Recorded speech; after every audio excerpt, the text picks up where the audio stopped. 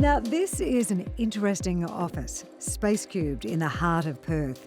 It's not head office for our next innovator, though.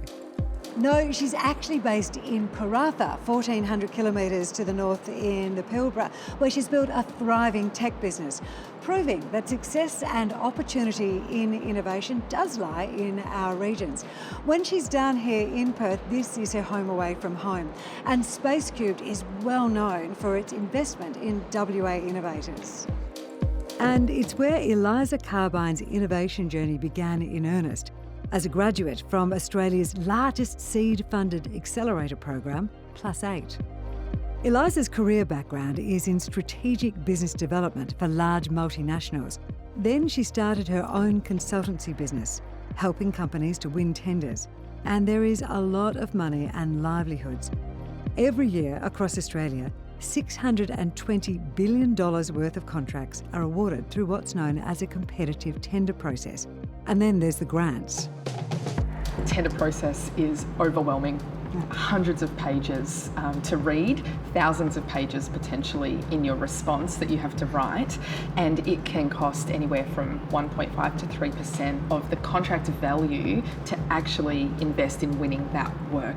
That's particularly unfair for small to medium businesses and regional businesses, mum and dad run companies, who are eminently qualified to do the work but lack the resources to actually complete a tender. While the big end of town can afford her fees, this girl from regional Australia is keenly aware of where the real need is. It doesn't sit well with me at all. Australia is built off a backbone of small to medium businesses. We rely on supply chains, on mum and dads being brave enough to start their own entities. It's the great Australian dream in many ways, is to have a thriving ecosystem of small businesses helping to run our ecosystem. But being excluded from the support that you need simply because you can't afford it, because consultants' fees are so high, I find remarkably unfair. In 2021, Eliza set about creating a way to make the tendering process more equitable by creating a secure AI platform that writes high-quality winning tender bids in minutes instead of weeks and at a fraction of the cost. The idea deemed so important to supporting community-driven projects aimed at long-term economic growth, it attracted multiple grants and in 2022 was identified as one of WA's startups to watch. Our AI platform is trained on best practice tendering in Australia, and you train it on your business profile and also the tender that you're responded to. It's very simple to upload that information, and it responds automatically to questions for you. It's particularly excellent and different to other AI products because it protects your privacy. Very important that your business information isn't out in the open sphere for everybody to see. But it also understands tendering, so it's compliant and it writes a document the way that a procurer would expect to see it. And the most satisfying part of creating this bit of disruptive tech is the type of companies she's helping.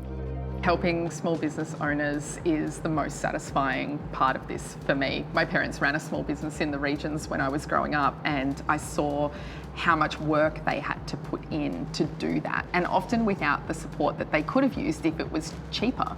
And so our goal is to create a platform that offers reliable and expert advice at a fraction of the cost so that those small businesses and those mums and dads can get access to the same information as the big end of town that can afford our consultancy fees.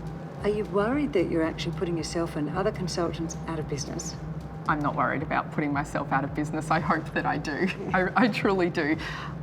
I think that there will be organisations that always want to deal with a human and need to deal with a human. Consultants will still exist. It's about choice. It's about businesses being able to get access to information at a lower cost if they'd like to. And I think that that's a real privilege to be able to create a platform that allows that to happen. So I'm quite happy to do my business out of work.